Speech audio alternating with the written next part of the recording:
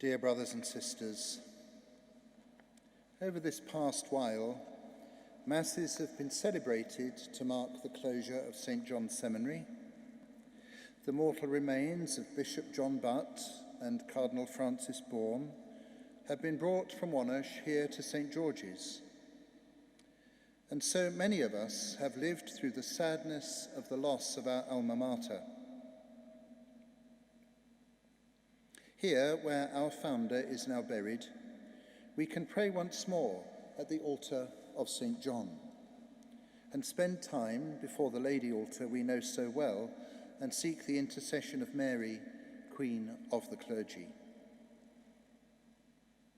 Today we gather once again to pray the Vespers of St. John and to reflect once more on the gift that was St. John's Seminary.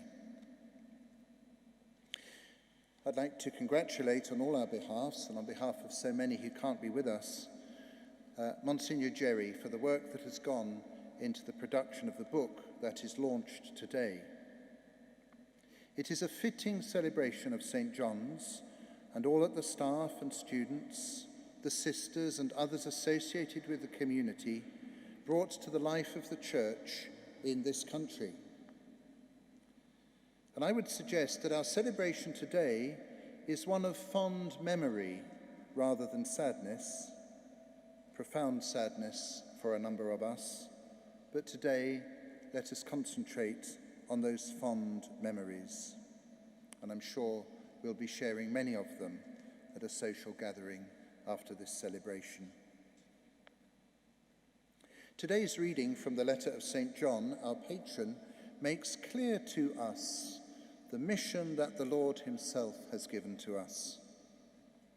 We are all about one thing, the Word who is life.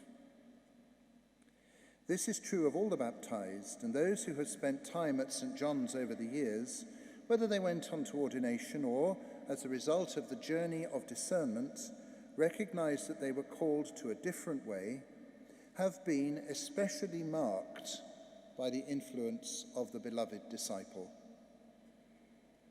John, one of the first to leave old ways behind and follow the Lord, who witnessed the wonder of the Transfiguration, who rested on the Lord at the Last Supper, who stood at the foot of the cross, where he came to represent us all in the special relationship we have with our Blessed Mother, who ran with haste to the empty tomb and who received the Holy Spirit at Pentecost, expresses in his letter the closeness that he has with the Lord.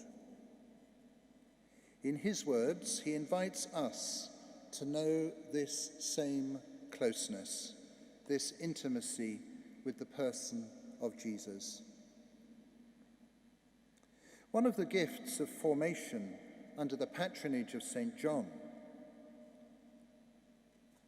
is to know that he is a dedicated intercessor on our behalf, that we may know at the very core of our being that we can see, hear, touch, and know the Lord as he did. For we see and touch him in the Eucharist.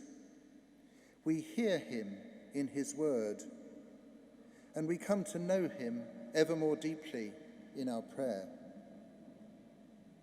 We can also recognize that we see, hear, touch, and know him in others, our brothers and sisters whom we are called to serve and who bring him to us often in the most unexpected ways and places. Time at Wonersh will have helped us on this journey in more ways than we perhaps realize. It will not have been the start of this journey, for that began at baptism, and significant steps were taken in the openness to the Spirit that brought us up those front steps. It is a journey that will continue until the Lord calls us to himself. May it be always a journey of growing ever closer to the Lord in the spirit of our patron. wherever the Lord may call us in this life. St. John will always be an intercessor on our behalf.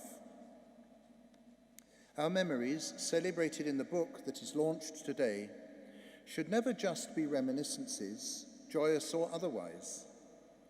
They must be always a reminder of the action to which the Lord calls us and to the continuing work that the Lord calls us to do for him. Like St. John, we must allow ourselves to lean always on Christ, to accept the cross that he gives to us. Like St. John, we must remain close to his Blessed Mother, to speak to others of the wonder of the Lord's love and mercy, that we, like John, may run on the way of salvation that the Lord has won for us through his resurrection.